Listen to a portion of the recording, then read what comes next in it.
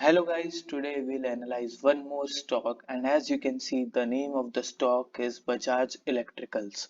So the current price of the stock is around 1036 rupees as on 20th August. It was down by 0.18 percentage and it has given 123% returns in last 1 year.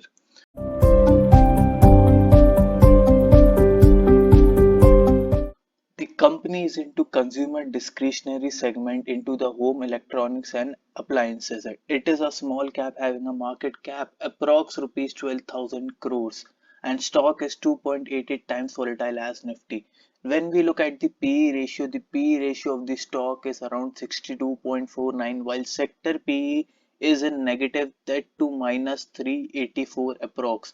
So looking at the PE, we can say that company is undervalued when we compare it to sector and also it is profitable.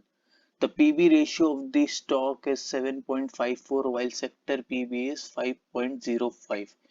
Also 93% of the analysts have recommended to buy this stock, which is a very positive sign. Also guys, if you want to see more such videos, then please don't forget to like the video and subscribe to this YouTube channel and hit the bell icon for being notified. When we have a look at the product portfolio of Bajaj Electricals, they include products from home comfort, which include room heater, air cooler, irons, water heater. In home essentials, they have fans and lightings. In food preparation, they have mixer grinders, hand blenders, juicers, choppers.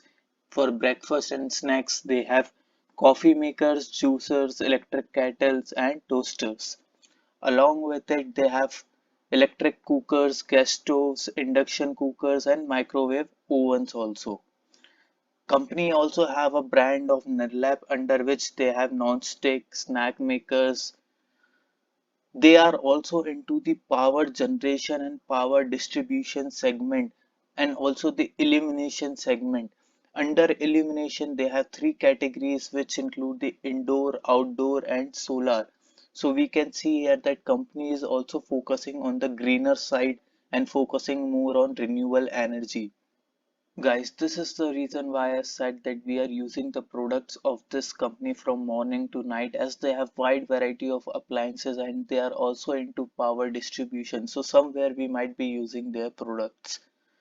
Now, if we have a look at their sales mix, we can see that 16% of their revenue comes from power transmission, while 72.3% comes from consumer products, and remaining 11.7% comes from illumination. Company is into commercial lighting. They provide services to Delhi Metro, also into stadium lighting, solar lighting, architectural lighting, street lighting, and high mast and area lighting. They launched 310 new products in 2021, FY 2021, and it is the in the leading position in outdoor lighting and number 2 position in B2B illumination segment. Company is also exporting their products to more than 30 countries. Now, most of these countries are from Asia and Africa. They have a good management team and their management team also include Mr. Harshvardhan Goenka, who is the chairman of RPG Group. When we have a further look on revenue segmentation, we can see that approx 54% of the revenue comes from appliances. Fans contribute to 26% of the revenue, lighting to 12.5, and Morphy Richards, which is a brand in coffee makers, microwave, which means kitchen appliances, contribute to 7% of the revenue. Companies regularly bringing new products and focusing on innovation and adapting their products as per the needs of the market. When we have a look at the shareholding, we can see that promoters holding is equals to 63% and there are no pledged promoter holding.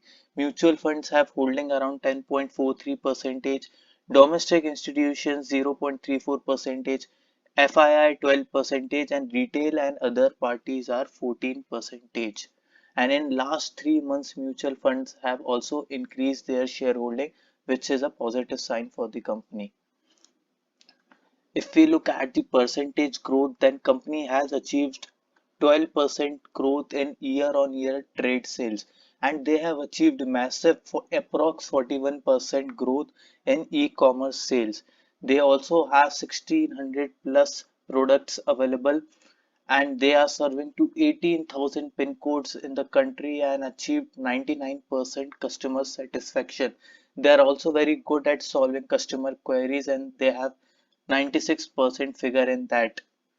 They are solving the complaints within 2 days. If we look at some figures, financial figures, we can see that total income was increasing, but in the last 2 years it is decreasing. There was impact of COVID on the company's revenue. Their net worth is consistently increasing. EBITDA also increased. Even when their income couldn't increase, we can see a jump in their EBITDA. So they are able to improve their profit margins. EPS of the shares improved a lot in FY21. Debt to equity ratio is consistently decreasing, which is again a very positive sign. And 0.29 is not a huge debt to equity ratio. Market capitalization has improved a lot for the company. Having a look at the past earnings, we can see company has grown their net income at an average of 6.1% in the last 5 years, which is more than the industry. But in last 1 year, it is showing as not available because in the last year, company was not profitable. So this is a drawback for the company. Now, if we look at the returns generated, then return on equity for the company is 11.4 percentage, which is more than the industry. Company has a return on assets of 5.4 percentage, which is less than the industry, while ROCE is 15.2 percentage. But 3 years ago, it was approx 28 percentage, so it has reduced. So returns ratios are not very impressive, but they are in line with the industry.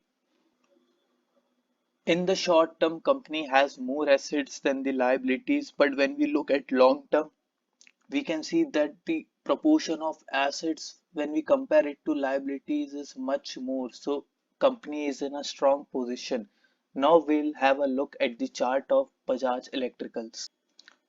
So guys, this is the chart of Bajaj Electricals on a 1 day time frame. Now we can see on the upper side stock is facing the resistance at the level of 1220, while it is also taking support from this level of 1026, and currently stock is near to this level, and we can see it was in the downtrend from the last few days. So if somebody is already invested in this stock, they can continue being invested, and we can expect the stock to take support from this level. But if the stock breaks this level, then it can also go to the level of 920. So if someone is looking for a new entry, I think either they should wait for the stock to show the reversal sign, or if it breaks this level, then they can think of buying the stock at a lower level. So guys, this was all from this video. If you found the content helpful, then please don't forget to like the video and subscribe to this YouTube channel. Thank you.